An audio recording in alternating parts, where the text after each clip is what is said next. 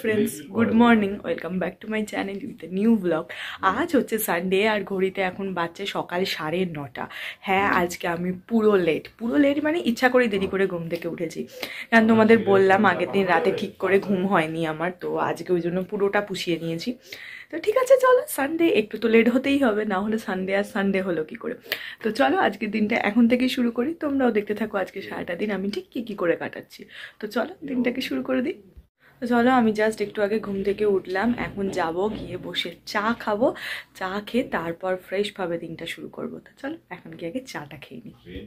আমার video edit করা হয়ে গেছে, ওই পেছনে দেখছো ভিডিও পাবলিশডে বসিয়ে দিয়েছি, আর আমি এখন এখানে বসে বসে ফোনটা ঘাঁটছি, মানে মি টাইম কাটাচ্ছি। একটু বাদেই স্নানে যাব, কারণ আজকে একটু বেরোনোর আছে। কোথায় বেরোচ্ছি স্নান করে এসে সমস্ত কিছু বলবো, তবে তার আগে ভিডিওটা ফুল পাবলিশ করে নিই, তারপর যাব স্নানে, তারপর স্নান টান করে এসে তোমাদেরকে বলছি। আমি ফ্রেশ হয়ে নিয়েছি, আমার খাওয়া দাওয়াও করা হয়ে গেছে। চলো এখন রেডি হব, রেডি হয়ে বেরোবো। হ্যাঁ আজকে আমাদের একটা বেরোনোর প্ল্যান আছে বলেছি, যদিও ওয়েদারটা একটুও সাথ দিচ্ছে না, খুব বাজে ওয়েদার, চুলমুল কিচ্ছু শোকায়নি বুঝতেই পারছো দেখে। আর রোজ রোজ না আমি ড্রায়ার দিই না, চুল খুব ড্রাই হয়ে যায় আমার। তো ঠিক আছে চলো রেডি হয়, তারপরে একদম তোমাদের ফাইনালি বলছি, বা একদম গিয়েই দেখাই বরঞ্চ কোথায় যাচ্ছি। তো চলো কি আগে রেডি হয়ে নিই। চলো আমি ফুল রেডি হয়ে গেছি, এবার বেরোই, বেরিয়ে তারপর বাকি কথা বলছি। বাড়ি থেকে বেরোনোর পর অটো করে এসে বাস স্ট্যান্ডে দাঁড়িয়ে রয়েছি বাসের আশায়। অনেক বাস তো ছিলই বইমেলা যাওয়ার জন্য, কিন্তু আমরা রীতিমতন ওয়েট করছিলাম বইমেলা যাওয়ার জন্য যে স্পেশাল বাসটা দেয় না সেইটার। তোমাদেরকে তো সকাল থেকে মনে হয় বলাই হয়নি না যে আমি কোথায় যাচ্ছি। হ্যাঁ আমি বইমেলা যাচ্ছি, সকাল থেকে একটু তাড়াহুড়োর মধ্যে ছিলাম, তো ওই কারণে একেবারে শেয়ার করতে পারিনি। বাড়ি থেকে বেরিয়েই ভেবেছিলাম যে আজকের ভিডিওটা একটু অন্যভাবে করব, তো হ্যাঁ তাই আজকে এইভাবে করা। এই দেখো স্পেশাল বাসে পেয়েও গেছি, উঠেও গেলাম বাসে। তো উঠে নিয়ে ভাবলাম দেখি তোমাদের সঙ্গে একটু শেয়ার করে দিই। বাসটা অলমোস্ট ফাঁকা ছিল, কারণ যেহেতু আমরা স্ট্যান্ড থেকে একদম উঠেছিলাম, তো বাসটা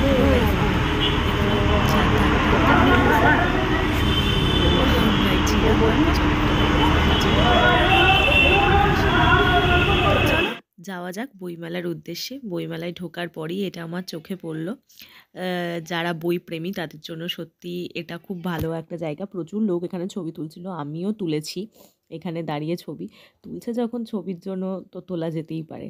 তো চলো দেখো গোটা বইমেলাটা তোমাদের জন্য সব অল্প অল্প অল্প করে আমি শ্যুট করেছি। যারা কলকাতায় থাকো তারা তো ডেফিনেটলি এসে দেখে নিয়েছো, আর যারা দেখোনি তারা এখান থেকে দেখে নাও যে কীরকম হয় কলকাতার বইমেলা। তো হ্যাঁ আমার তো ভালো লাগে, আমি এর আগেও একবার দুবার গেছি। হ্যাঁ তবে প্রতি বছর যাওয়া হয় না একেবারেই, তবে হ্যাঁ যাই আমি।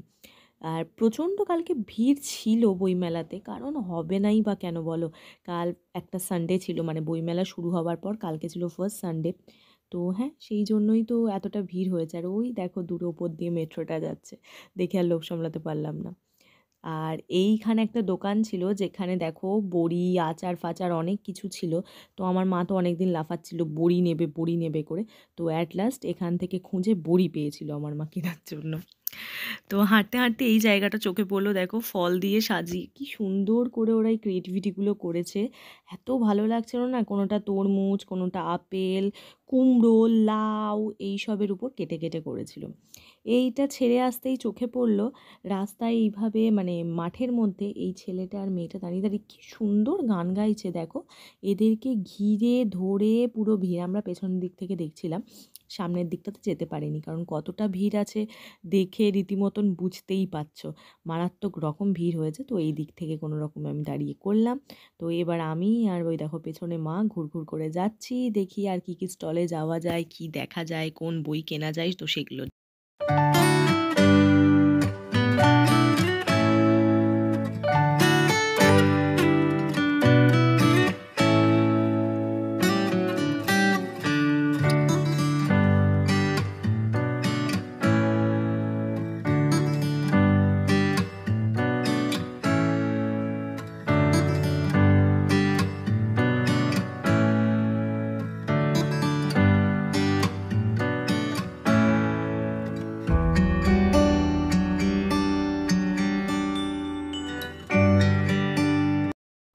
অনেক স্টলে যাচ্ছিলাম, ঘুরে ঘুরে দেখছিলাম, দেখতে দেখতে এই স্টলে এসে বইগুলো বেশ ভাল লাগলো। হ্যাঁ, যদিও আমি প্রচুরভাবে বইপ্রেমী নই, আমি প্রচুর গল্প পড়ি না, বই পড়ি না, তবে গল্প পড়তে আমার ভাল লাগে, জানো তো।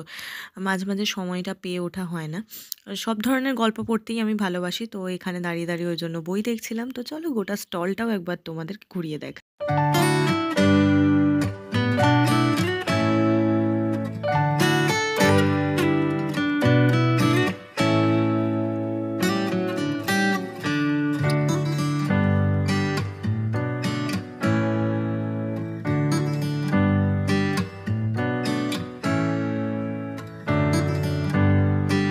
চলো অনেক ঘোরা হয়েছে, এবার বাড়ি ফেরার পালা। বাড়ি ফিরতে গিয়ে আমরা এখান থেকে নিয়ে নিয়েছিলাম নবদ্বীপের ক্ষীর দই, আরও অনেক কিছু মিষ্টি, সেগুলো বাড়িতে গিয়ে একেবারে তোমাদের সঙ্গে শেয়ার করব।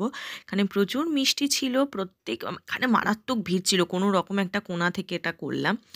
আর ফেরার পথে একটা দারুণ জিনিস দেখতে পেলাম, জানো তো, যেটা আমার অনেক দিন ধরে খাওয়ার ইচ্ছে ছিল, এই যে সেটা হচ্ছে কাশ্মীর কি কাওয়া। এটা আমার বহুত দিন ধরে খাওয়ার ইচ্ছে ছিল, এটা আমি অ্যাট লাস্ট হাতে পেলাম, দেখে আর লোভ সামলাতে পারিনি, আমি পটাশ করে কিনেই নিলাম। এটা খেতে কিন্তু মানে আমি অনেক দিন নাম শুনেছি, কাশ্মীর দেখো আমার যাওয়া হয়নি এখনো পর্যন্ত, ড্রিম ডেস্টিনেশনের মধ্যে একটা। তো সেখানে গিয়ে খাবো বলে ভেবেছিলাম, তো যাই হোক আগেই খেয়ে নিলাম, কিন্তু টেস্টটা আমার খুবই ভালো লেগেছিল।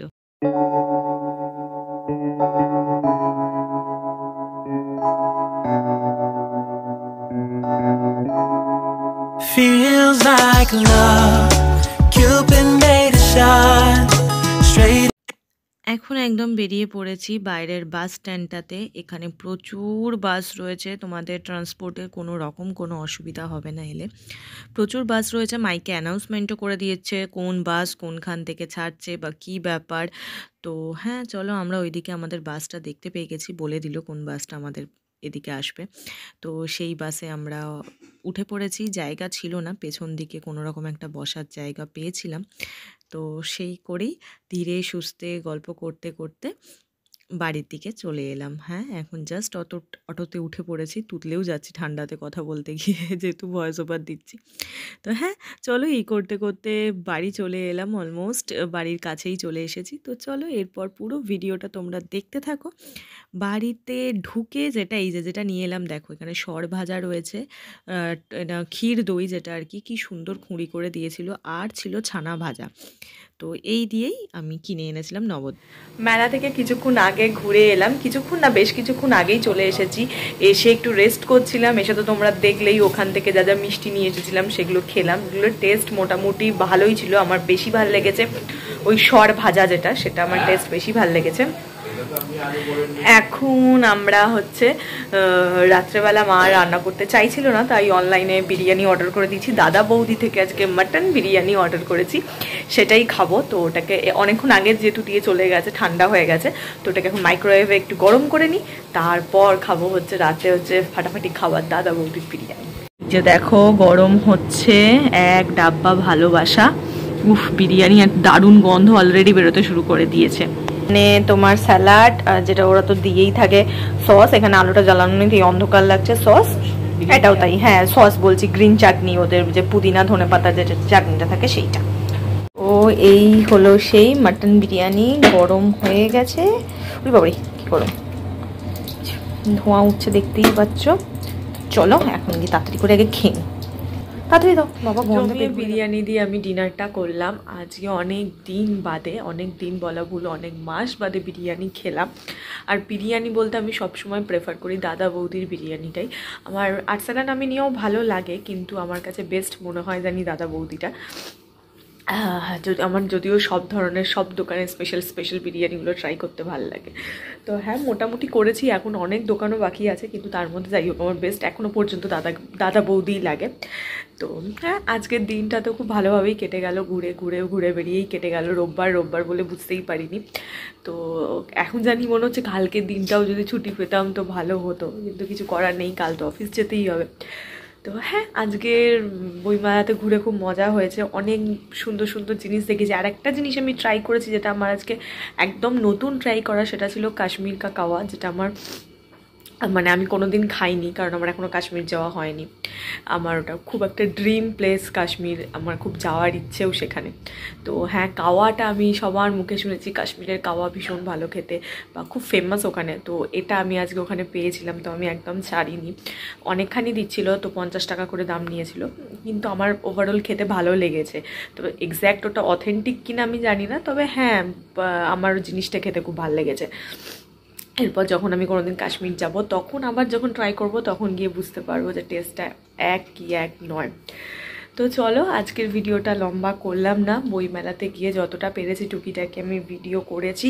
ওখানে ভয়েস দিয়ে ভিডিও করতে পারিনি, তার মেন কারণ ছিল ওখানে সারাক্ষণ প্রচুর প্রচুর গান চলছিল, নাচ গান সব কিছু হচ্ছিল, তো ওইভাবে করলে কপিরাইট হয়ে যেত, তো সেই জন্য করতে পারিনি। আমি ভিডিও শ্যুট করে নিয়েছি, আমি পরে ভয়েস ওভার দিয়ে দেবো। মারাত্মক ভিড় ছিল আজকে বইমেলাতে, কারণ যেহেতু সানডে আর মাত্র কটা দিনের জন্যই হয়, ভিড় তো থাকবেই। সমস্ত যারা অফিস টফিস করে তারা তো আজকেই গেছে, যদিও এই উইকটা অনেক কটা ছুটি আছে, তা হলেও রোববার তো ভিড় হবেই। তো হ্যাঁ, সেই জন্য খুব ভিড় ছিল। তো হ্যাঁ, অলমোস্ট ভালোই ঘোরা হয়েছে, সুন্দর করে ঘুরেছি, একটা বইও নিয়ে চলে এসেছি। তো হ্যাঁ, মোটামুটি ভালোই গেল সানডেটা। তোমাদের আজকের ভিডিওটা কেমন লাগলো ডেফিনেটলি জানিও, যদি ভালো লেগে থাকে অবশ্যই লাইক আর সাবস্ক্রাইব করে দিও। তো চল, আজকের ভিডিওটা এইটুকুনি রাখছি, সানডের ভিডিওটা এইটুকুনি রাখছি। আজকের ভিডিওটা হয়তো তোমাদের ভালো লেগেছে, রোজ দেখো বাড়িতেই ঘুরছি, অফিস যাচ্ছি, তো আজকেরটা কিছুটা আলাদা ছিল। তো হ্যাঁ চলো, আজকের ভিডিওটা এটুকুই রাখছি, তোমাদের সঙ্গে দেখা হবে কালকে আবার একটা নতুন ভিডিওতে। ততক্ষণ তোমরা সবাই ভালো থেকো, সুস্থ থেকো, হ্যাপি থেকো। দেখা হচ্ছে কালকে নতুন ভিডিওতে। টাটা। আর হ্যাঁ, ভালো লাগলে অবশ্যই লাইক আর সাবস্ক্রাইবটা করে দিও। Bye bye.